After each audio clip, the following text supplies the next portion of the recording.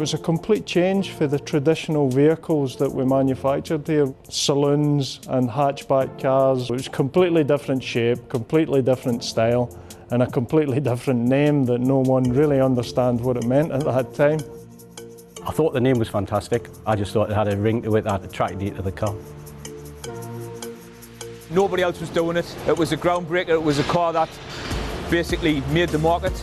It was a gamble, but the feeling on the shop floor and that was confidence in it, and I think everybody knew it was going to sell really well. Customers just wanted it. It was a new segment.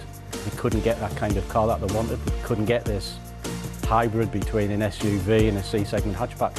We were the only ones making it. First Qashqai hitting the 1 million mark was great.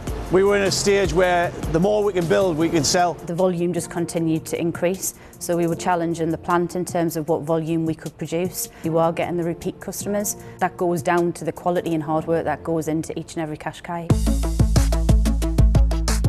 The challenge with Qashqai was because Nissan was first. When you bring the second generation and the third generation out, can you keep the successful formula going? Can you make it better? And I think every time we've proved we can. As soon as we build the car, we'll look to improve it the next time, and we'll look to improve how we manufacture it. That's great, isn't it? It's a great new car. It's obviously a Qashqai, but it's moved forward. It's a modern day Qashqai. Nowadays, customers expect more technology, more connectivity, and certainly on this new Qashqai, they're getting it. It's a future for not just us, as in the people that work here now, but it's a future for our children and children beyond that.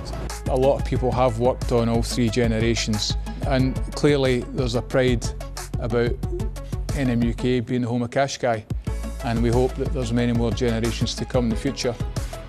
The Qashqai is the lifeblood of Sunderland, and it's treated that way.